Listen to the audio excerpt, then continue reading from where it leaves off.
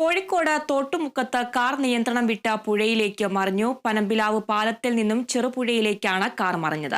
അപകടത്തിൽ ആർക്കും പരിക്കില്ല.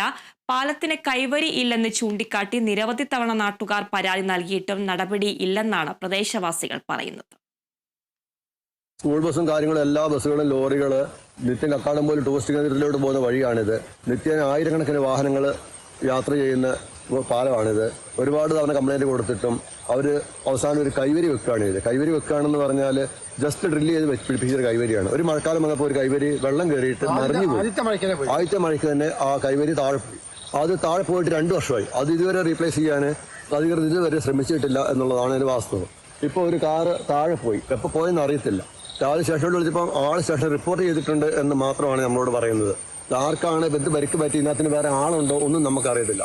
രാവിലെ വന്ന് നോക്കുമ്പോൾ കാണുന്ന കാഴ്ച 2 ടയർ മുകളിൽ കാണുന്നതാണ്.